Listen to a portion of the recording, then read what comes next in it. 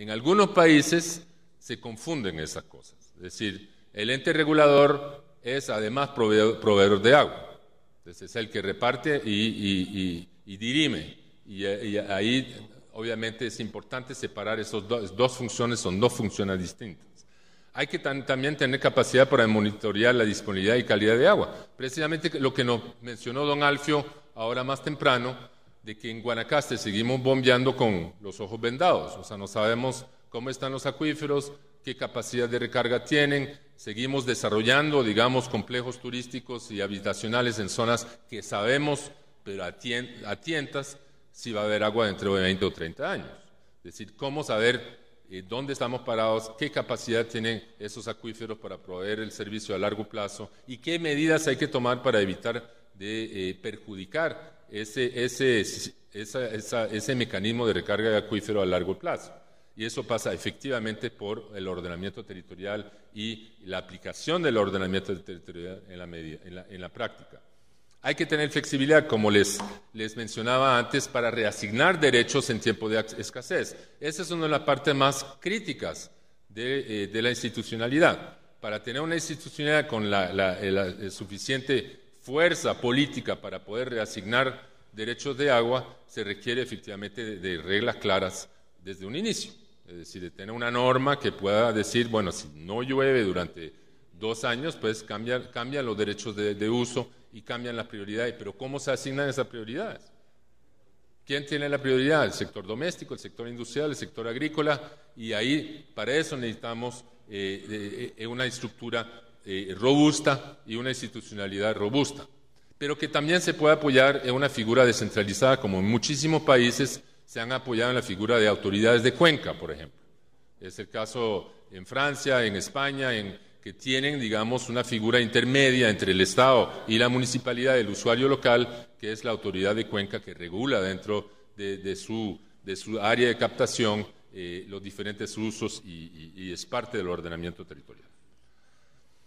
¿Cómo contrastar el enfoque tradicional de la gestión del agua con la basada en ecosistemas? Uno, que parte de la constatación que los ecosistemas permiten la provisión de agua a largo plazo.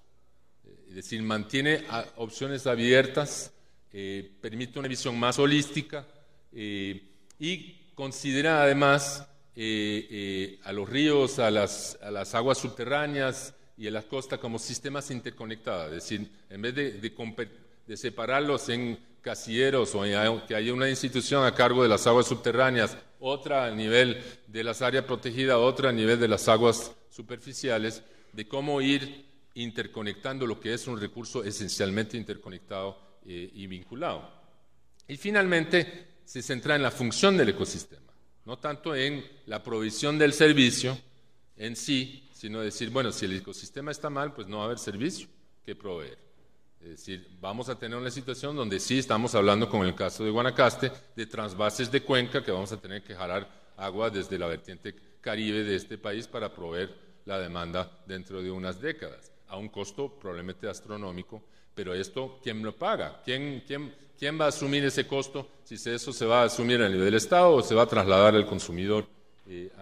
Y finalmente, la gestión integrada de la gestión de recursos hídricos es el punto de partida del enfoque. Es decir, solo con una gestión integrada vamos a poder garantizar la provisión a largo plazo de esos servicios ambientales que garantizan el derecho al agua.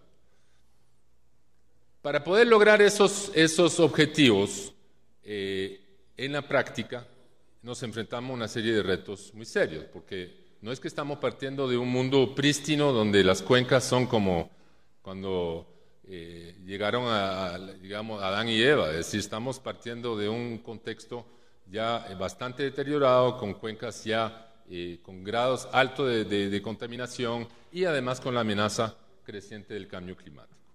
Vean que el tema del agua está íntimamente ligado al tema de la pobreza y las cifras son asombrosas. Estamos hablando de prácticamente 2.000 millones de personas que viven sin acceso a agua limpia a nivel mundial. Es decir, está hablando de una causa directa atribuible a agua no potable de 2.2 millones de muertos anuales, sobre todo en menores de 5 años. Es decir, mueren 2 veces más personas por enfermedades ligadas al agua que por el SIDA. 1 millón de personas mueren por el malaria u otras enfermedades vectoriales que están vinculadas también a un manejo eficiente del agua. Y esas enfermedades, por la mayoría prevenibles, llenan la mitad de los hospitales, de las camas de hospitales del mundo. Estamos hablando de un problema de una magnitud enorme. Es decir, en ese sentido es mucho más que la guerra que el terrorismo. Para ubicar a nivel de prioridades, en los últimos 10 años hemos estado gastando billones de dólares en la guerra contra el terrorismo, que parte de esta plata hubiera podido probablemente ayudar a solucionar esta situación, sobre todo en África subsahariana, una situación absolutamente catastrófica en cuanto a agua y saneamiento, que cobra millones de vidas anuales, como pueden ver en estas estadísticas. El agua también es fuente de destrucción, y como pueden ver en esta curva, y si lo proyectamos en las últimas décadas, la última década también, el número de eventos dañinos ligados al clima, es decir, huracanes, inundaciones, vendavales, sobre todo inundaciones y sequías, ha cobrado cada vez más víctimas y está causando cada año más daños. El ejemplo que no hay una estación lluviosa en este país donde no se pierden casas, se pierden infraestructura productiva por precisamente el riesgo climático. Es decir, el agua también destruye, no solamente es un recurso productivo. Y a nivel de la gestión de integrada de agua en Centroamérica, pues estamos hablando que básicamente de la oferta total de agua que hay en la región, básicamente un 10% se utiliza. Tenemos uno de los temas más contradictorios, que la población se concentra en el Pacífico, donde hay menos agua, y en el Caribe, donde hay menos personas, donde más agua hay. Y quizás uno de los temas más álgidos también es que muchísimas de las cuencas de Centroamérica son cuencas compartidas entre uno o más países. Y vimos, bueno, ahora con el último año, con el conflicto limítrofe con Nicaragua, pues que es un tema de actualidad, el tema de las cuencas transfronterizas, y un tema que requiere también de un abordaje mucho más integral, de un abordaje mucho más holístico. Hay también acuíferos compartidos. En el caso de Guatemala estamos hablando de 11 de los 14 acuíferos compartidos en Centroamérica, 11 de ellos están en Guatemala. Y Guatemala tiene una política ya oficial a nivel de Cancillería de no querer hablar de aguas compartidas, de cuencas compartidas, de acuíferos compartidos.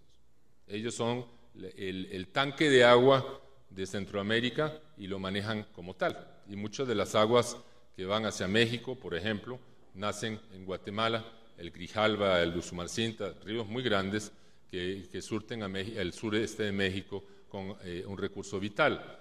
Pero lo están viendo ya como un recurso casi de hidrogeopolítica entre países vecinos, y lamentablemente, a pesar de la institucionalidad de la integración centroamericana, distamos muchísimo de tener un régimen de manejo político, digamos, de esos recursos compartidos que son importantísimos y van a cobrar más importancia de cara al cambio climático. Aquí tenemos el mapa de las cuencas compartidas en Centroamérica. Como pueden ver, Centroamérica es una de las regiones del mundo con más cuencas compartidas en el mundo. Es decir, por su configuración geográfica, pues, una región donde muchísimos países tienen, y como pueden ver, Guatemala, prácticamente 3/4 partes del país está en una cuenca que comparte con sus vecinos. Y por eso esa actitud política de no querer negociar nada que limite, digamos, sus usos en cuanto a uso del agua. Tema del agua potable y sin tratamiento. Como pueden ver, todavía tenemos un déficit muy importante en materia de agua y saneamiento en Centroamérica.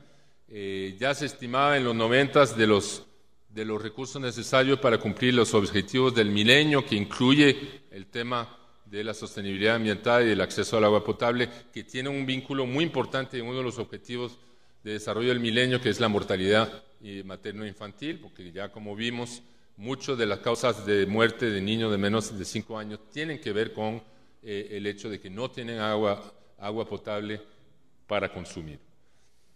Esto, de cara al cambio climático, estamos hablando entonces de un contexto todavía más crítico, porque si hoy en día está complicada la cosa, con el cambio climático se va a complicar más. Lo que pueden ver aquí, este arco seco centroamericano, que es en la parte más oscura, que por ahora abarcaba buena parte de Guatemala, El Salvador, el sur de Honduras y Nicaragua, probablemente se va a extender, como pueden ver aquí, a Guanacaste y el Valle Central. No hay una sola ciudad capital que no esté en el arco seco centroamericano y que va probablemente a estar marcado por periodos de más sequía en el futuro. Es decir, va a ser un tema complicado precisamente en cuanto a cómo repartir, cómo flexibilizar los marcos de acceso al agua en un contexto probablemente de mayor sequía en las décadas venideras. Muchos proyectos de integración eléctrica también van a, como aquí el CIEPAC, que es el Sistema Interconectado Eléctrico para Panamá y América Central, que ha permitido integrar Centroamérica en cuanto a un mercado eléctrico interconectado regional, también va a poner presión sobre uno de los países con mayor potencial hidroeléctrico, que es Costa Rica. Es decir, parte del DIQIS y de los proyectos que presentó don Alfio, también una buena parte de esta sobreoferta eléctrica que habría iría a suplir el mercado centroamericano. Y parte de esa electricidad, si bien es renovable, depende también de la provisión de agua para turbinar y para generación hidroeléctrica. Como pueden ver, lo que mencionaba antes, las proyecciones que tenemos de cambio climático van a afectar prácticamente a todas las ciudades capitales. Muchas de las zonas turísticas van a estar del Pacífico centroamericano, van a verse afectados probablemente por periodos de sequía más largos y esto va probablemente a exacerbar ya las tensiones ya existentes en cuanto al acceso y uso del agua en Centroamérica. Hay crecientes problemas, digamos, de gobernabilidad del recurso agua. En muchas ciudades capitales de Centroamérica la demanda rebasa con creces la oferta de agua. Muchas comunidades dependen de tanques cisternas, es un mal latinoamericano. La incapacidad que han tenido muchas autoridades municipales o empresas estatales de provisión de agua de suplir la demanda, pero también hay un creciente incidencia de contaminación de aguas superficiales, de nitratos, de pesticidas, de hidrocarburos y una institucionalidad fundamentalmente débil que no pueda separar esas funciones de proveedor y de regulación y de control. Para no dejarlos con una visión pesimista sobre el agua, porque efectivamente ese cuadro que acaba de pintar es bastante pesimista, ¿cuáles son algunas de las experiencias positivas? En muchos países de la región latinoamericana ha habido más que nunca una movilización de la sociedad civil en torno al tema de agua. Es un tema que mueve a muchísimos sectores productivos, sectores comunitarios. En muchísimos países de la región hay, digamos, un entramado, un tejido asociativo en torno al agua que moviliza a la gente, no solamente para defender sus derechos o luchar por el agua, sino también por ofrecer soluciones, es decir, de ofrecer también una capacidad de innovar en términos prácticos, ¿verdad? Hay instituciones también que están innovando. En el caso de México, la Conagua, México, la mitad norte de México es una zona sumamente árida con enormes conflictos de agua y que tiene una institucionalidad muy fuerte, que es la Conagua, que regula esos usos y tiene un marco institucional muy interesante y también tiene un brazo tecnológico que es el Centro Mexicano de Tecnología de Agua, que también ha ido proponiendo innovaciones en materia de ahorro de agua, de cosecha de agua de lluvia, de un montón de técnicas también al alcance de comunidades rurales para surtir, digamos, sus necesidades con una tecnología al alcance del bolsillo. Ecuador también ha innovado bastante en materia de gobernanza del agua. En El Salvador también es un tema muy álgido. De todos los países de Centroamérica, El Salvador es probablemente el que mayor déficit de oferta de agua tiene y están en este momento trabajando muchísimo en desarrollar instituciones más robustas. Y mucho del ejemplo aquí del pago por servicios ambientales de la compañía de Servicio Público de Heredia ha sido también un ejemplo de innovación.